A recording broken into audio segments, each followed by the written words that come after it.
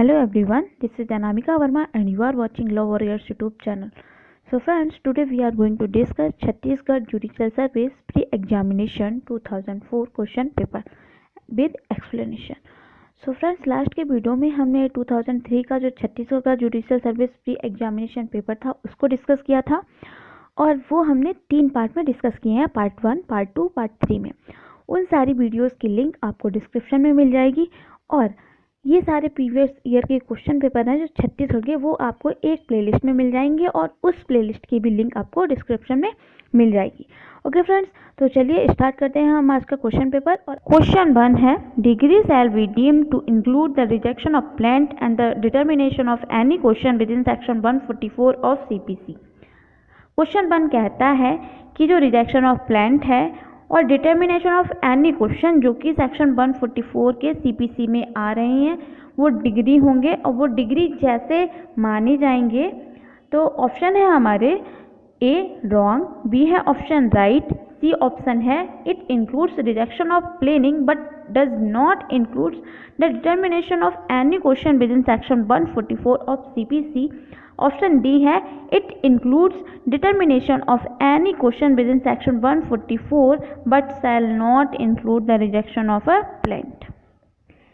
हमारा आंसर है इस क्वेश्चन का ऑप्शन बी राइट, मतलब कि जो रिजेक्शन ऑफ प्लांट होगा और डिटर्मिनेशन ऑफ एनी क्वेश्चन है जो कि सेक्शन 144 में आ रहा है सीपीसी के, वो डिग्री की जैसे माने जाएंगे, वो डिग्री होंगे।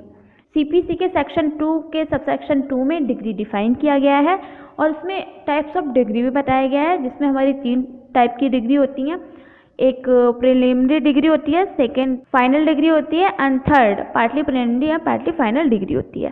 तो देखते हैं हम next question number 2, whether an issue heard finally decided by a competent court of limited jurisdiction shall operate as res judicata in a subsequent suit that the aforesaid court was not competent to try। Question 2 ये कहता है कि ये कोई competent court है जो limited jurisdiction रखती है, उसके द्वारा एक इशू को सुन लिया गया है और फाइनली डिसाइड कर दिया गया है, तो उसे रेस जुडिकेटा की तरह ऑपरेट किया जाएगा सब्सिक्वेंट सूट में और कोर्ट कॉम्पिटेंट नहीं थी उसको ट्राई करने के लिए।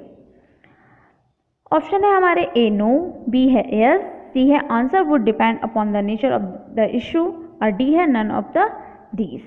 तो आंसर इस सेक्शन का हमारा ऑप्शन बी यस, कॉम्पिटेंट नहीं थी उसको ट्राई करने के लिए।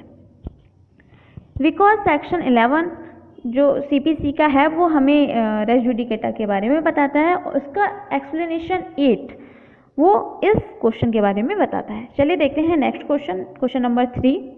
Under section 34 of CPC, court can award interest from the date of degree to the date of payment of such earlier date as the court think fit. Rate of such interest shall not exceed per annum. Option है हमारे ए 9%, B 10%, सी 6%, D 12%। Answer है हमारा इसका option C 6%। 6% से ज़्यादा interest को exceed नहीं किया जा सकता पर एनम में। ओके, देखते हैं next question number 4, caveat shall not remain in force after expiry of. Question 4 ये कहता है कि जो कैविट होती है उसकी जो कब तक फोर्स में रहता है, कितने टाइम पीरियड तक वो फोर्स में रहता है और कितने टाइम पीरियड के बाद वो फोर्स में नहीं रहता है। देखते हैं ऑप्शन ए 90 डे कि 90 डे के बाद वो फोर्स में नहीं रहेगा, ऑप्शन बी है 60 डेज, ऑप्शन सी है 30 डेज और ऑप्शन डी है 15 डेज। तो यहाँ पे आंसर है हमारा ऑप्शन ए 19 डेज। कैविट को फाइल करने के बाद वो 19 डे के बाद फोर्स में नहीं रहता है। Okay, caveat 148 A of CPC में कवर हुआ है। ओके, देखते हैं next question number 5, where the plaint has been rejected the plaintiff on the same cause of action. Question 5 कहता है कि प्लांटिफ की जो प्लांट थी वो रिजेक्ट हो चुकी है सेम कॉज ऑफ एक्शन पर। तो ऑप्शन दे रहा है मे फाइल सूट फाइल हो सकता है, बी ऑप्शन है can't file new suit file नहीं हो सकता है, C may present with the leave of High Court and D option है नन ऑफ द दीज। तो आंसर है हमारा option A may file new suit. Okay, because of order number 7 का रूल 13 ये कहता है rejection of plaint does not preclude presentation of fresh plaint. और जो हमारा ऑर्डर नंबर 7 है वो प्लांट के बारे में बताता है और ऑर्डर नंबर 7 हमारा बहुत इंपॉर्टेंट है। आइए देखते हैं next question, question number 6, where decree is for the partition of an undivided estate assessed to the payment of revenue to the government. The partition of the estate in accordance with the law for the time being enforced shall be made by। Option है हमारा A naib tehsildar, B है the nazir and C option है the collector, option D है the commissioner appointed by the court. Answer है हमारा the collector, C option. Next question है question number 7। आइए देखते हैं क्वेश्चन नंबर 7 क्या कहता है। During the proceeding of execution of a degree a question arises as a whether any person is or not the representative of a party, such question shall be determined by. Question 7 कहता है कि degree के execution की proceeding के दौरान एक question arise होता है कि कोई भी पर्सन पार्टी का रिप्रेजेंटेटिव है या नहीं है। ऐसा क्वेश्चन डिटरमाइन किया जाएगा, किसके द्वारा किया जाएगा? ऑप्शन में दे रहा है A the court which pass the decree, B the court executing the decree, और सी है the appellate court and D है a separate suit. So answer है इस क्वेश्चन का option number B, the court executing the decree. Because section 47 CPC का ये कहता है कि कोर्ट एग्जीक्यूटिंग द डिग्री के द्वारा क्वेश्चन को डिटरमाइन किया जाएगा। Okay, so next question 8 question, in a suit which relates to a railway the authority to be named as plaintiff और defendant shall B.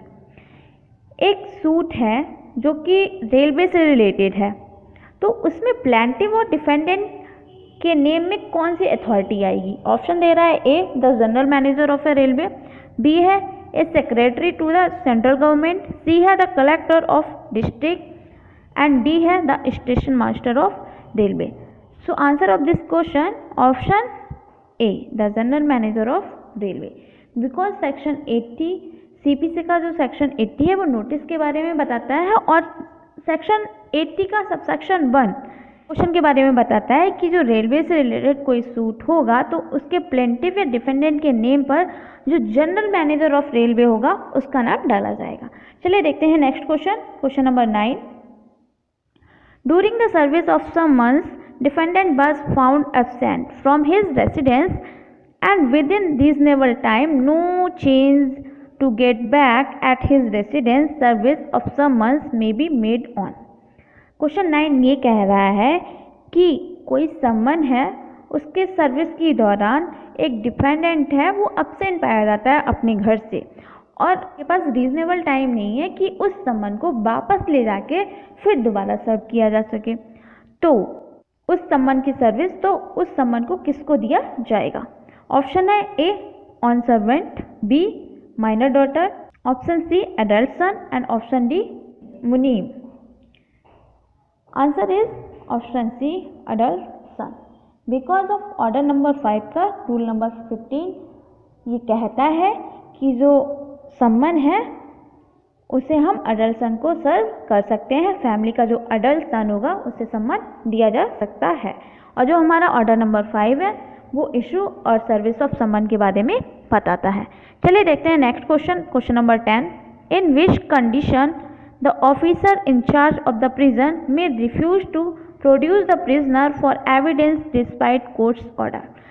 Question number 10 कहता है कि किस कंडीशन पे जो ऑफिसर इंचार्ज होगा कहाँ का, प्रिजन का, जो वो प्रिजनर को एविडेंस के लिए प्रोड्यूस करने से रिफ्यूज कर सकता है कोर्ट के ऑर्डर आ जाने के बावजूद भी। तो ऑप्शन है हमारा A where the prisoners is related to ruling party, B है option where the prisoner is ex minister and C option है where the prisoner is government, and D option है where medical officer has certified prisoner is until to be removed। Answer है option D, where medical officer has certified prisoner is until to be removed। Because CPC का order number 16A का rule 5A इस बारे में कहता है। Rule 5A है क्या? रूल 5A है officer in charge of prison to obtain from carrying out orders in certain cases. और ऑर्डर नंबर 16A क्या है? ऑर्डर नंबर 16A है attendance of witness confined or detained in prisons। Okay, देखते हैं next question. Question number 11, a suit may be dismissed where after summon has been issued to the defendant and returned unserved, plaintiff fails to apply for fresh summon for the period of। Question number 11 ये कहता है कि एक suit में सम्मन issue किया गया, ठीक है, और वो सूट डिसमिस हो गया। सम्मन इशू होने के बाद सूट को डिसमिस कर दिया गया और जो सम्मन है वो डिफेंडेंट के पास आया बट रिटर्न हो गया, लेकिन वो सर्व नहीं हुआ है। तो प्लेंटिफ फेल हो जाता है फ्रेश सम्मन को इशू करने के लिए, फ्रेश सम्मन के इशू करने के लिए, अप्लाई करने के लिए। तो ऑप्शन है हमारे 7 डेज, ऑप्शन बी है 60 डेज एंड ऑप्शन सी है 1 मंथ, ऑप्शन डी है 2 month when the plaintiff fail to apply for fresh summons from the court. तो answer is option A 7 days. Because of order number 9 and rule number 5 talks about this question and order number 9 है हमारा appearance of the parties. चलिए देखते हैं next question. Question number 12, where any party dies after conclusion and before pronouncing judgment. Judgment pronounce होने से पहले और conclusion होने के बाद अगर किसी भी पार्टी की डेथ हो जाती है तो क्या होगा? ऑप्शन है the suit shall abate, B the suit shall not abate, C option है the suit shall not abate if cause of action survives, option D है it depends on the discretion of court whether it shall await or not। तो answer है इसका option B the suit shall not await.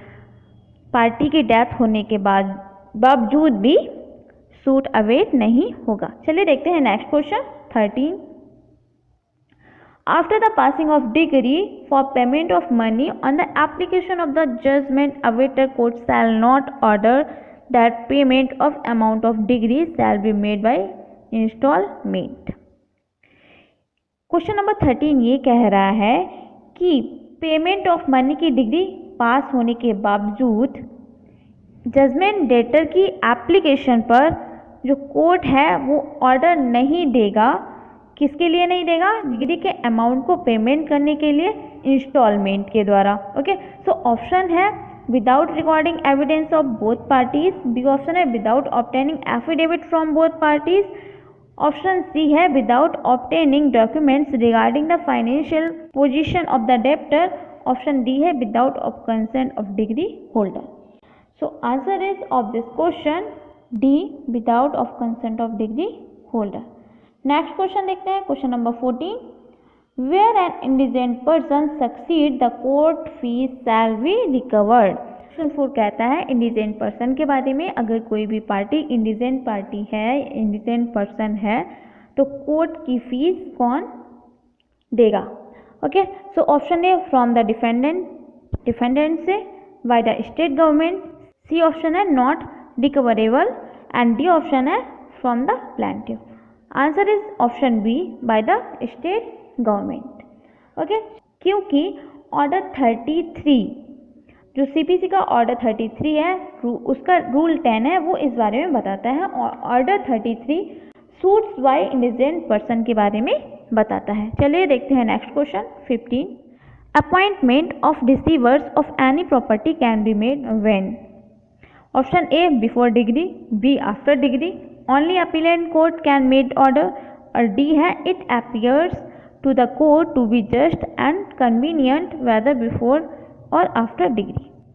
Question 15 बोलता है कि किसी भी property के रिसीवर को अपॉइंटमेंट किया जा सकता है कब? आंसर है हमारा option D, it appears to the court to be just and convenient whether before the after degree. Okay, क्योंकि जो ऑर्डर नंबर 40 है वो कहता है अपॉइंटमेंट ऑफ अ रिसीवर के बारे में, और उसका रूल 1 का सब रूल ए वो बताता है appointment of receiver of any property के बारे में। ओके, चलिए देखते हैं next question, question number 16। Right of private defence of the body extends to voluntarily causing death if the offense which occasions the exercise of right। Option A है reasonable causes apprehension that death will be caused। Option B है reasonably causes an apprehension of simple hurt। Option C है recovery to be made from there who escaped। Option D है when the person is escaping after causing hurt। तो answer है इसका option A, reasonably causes apprehension death will be caused। Because जो section 100 है वो कहता है the right of private defence of the body extend of causing death, section 100 of IPC. Okay, तो चलिए देखते हैं next question, question 17। Which of the following punishment can not be avoid under the Indian penal code? जो punishment इसमें mention की गई हैं 4 option में, उनमें से कौन सी पनिशमेंट है जो कि इंडियन पेनल कोड नहीं दी जा सकती है? ओके, सो ऑप्शन ए है forfeiture of property, option B है डिग्रेस इम्प्रिजनमेंट, ऑप्शन सी है transportation of life and option D है डेथ। तो फ्रेंड्स, हमारा इंडियन पेनल कोड में सेक्शन 53 है वो पनिशमेंट के बारे में बताता है और टाइप्स ऑफ पनिशमेंट भी बताता है। तो हमारा यहाँ पे आंसर होगा option C, transportation for life जो है इंडियन पेनल कोड के अंडर नहीं अवॉइड की जा सकती है, बिकॉज ये पहले था बट इसको अमेंड कर दिया गया है। ओके, तो चलते हैं नेक्स्ट क्वेश्चन पे, question number 18। Nothing is an offence which is done by a child below the age of. Question 18 कहता है कि ऑफेंस नहीं है जो कि किसी चाइल्ड के द्वारा किया गया है और वो कितनी एज का हो तब वो एक्ट करता है, तो वो ऑफेंस नहीं होगा। ओके, सो ऑप्शन है ए 80 ईयर्स, ऑप्शन बी है 10 ईयर्स, ऑप्शन सी है 7 ईयर्स एंड डी है 12 ईयर्स। तो आंसर है हमारा यहाँ पे option C 7 years, because section 82 of IPC deal करता है presumption of innocence under 7 year of age, और सेक्शन 82 हमारा चैप्टर 2 में आता है जो कि है जनरल एक्सेप्शन। ओके, सो चलते हैं नेक्स्ट क्वेश्चन पे, क्वेश्चन नंबर 19। क्वेश्चन 19 है what is not correct about rape. Rape के बारे में क्या ठीक नहीं है? ऑप्शन ए है consent is इमैटेरियल if she is under 16 years. कोई भी लड़की है वो 16 ईयर की है तो उसकी कंसेंट इमैटेरियल है। ऑप्शन बी कहता है penetration is sufficient, option C कहता है intercourse by a man with his own wife and the wife is not being under 15 years is not rape. Option D है death penalty may be awarded. तो answer है हमारे यहाँ पे option D, death penalty may be awarded. Next question है 20। A instigates B to instigate C to murder Z.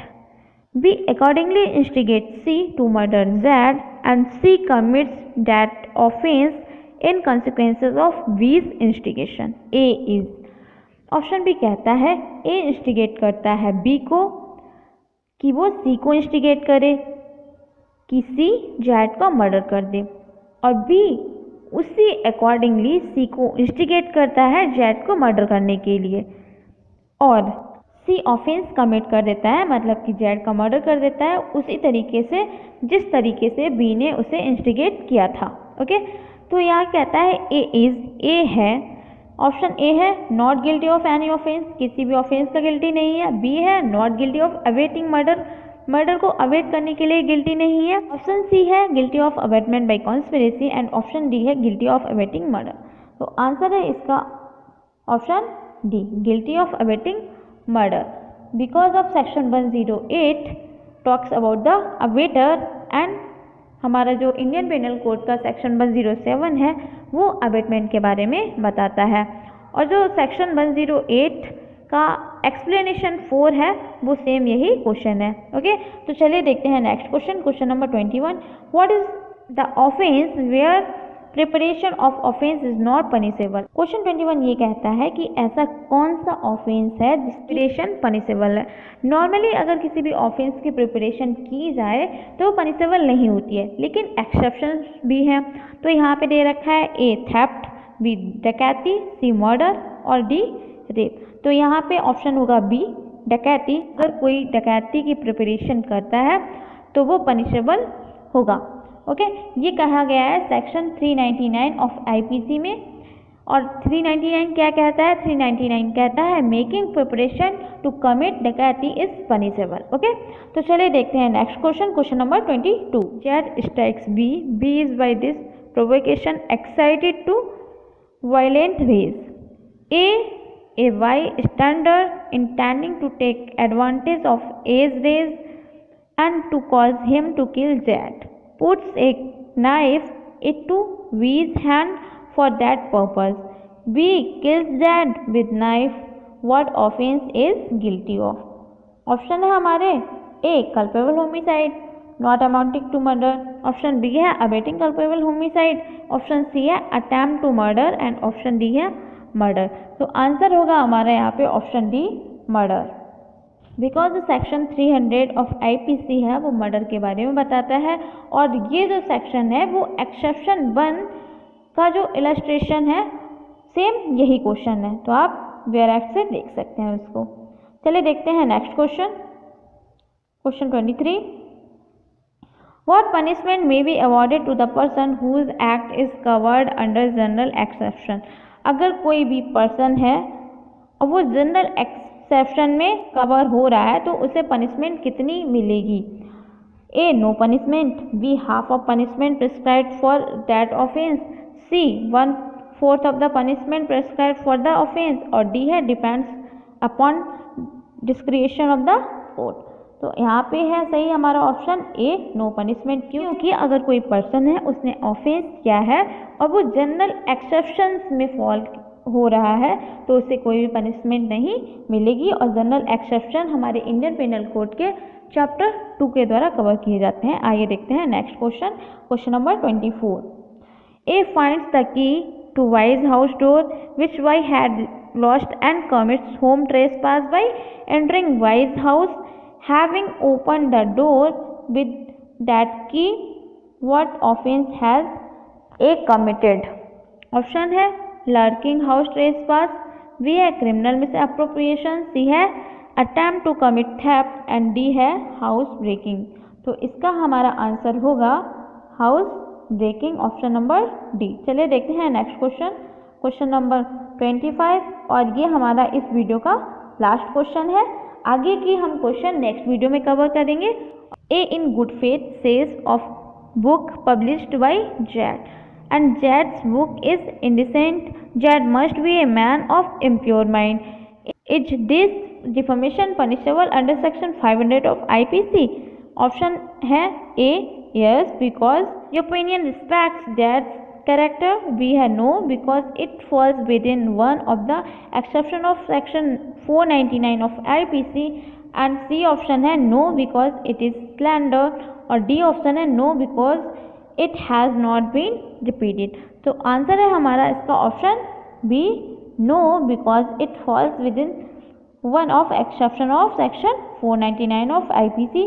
Section जो 499 है वो हमारे डिफॉर्मेशन के बारे में बताता है और सेक्शन 500 ऑफ आईपीसी होता है वो पनिशमेंट ऑफ डिफॉर्मेशन के बारे में बताता है। ओके, तो फ्रेंड्स अगर आपको हमारा वीडियो अच्छा लगा हो तो लाइक करिए, थोड़ा सा भी प्रोडक्टिव लगा हो तो इसको शेयर भी करिए और चैनल को सब्सक्राइब ज़रूर करिए, बिकॉज जो आने वाले वीडियो हैं बहुत ही प्रोडक्टिव होंगे, तो जिससे कि आपको नोटिफिकेशन मिल जाए। और अगर आपकी कोई भी क्वेरी है तो वो आप हमें कमेंट कर सकते हैं। Thank you.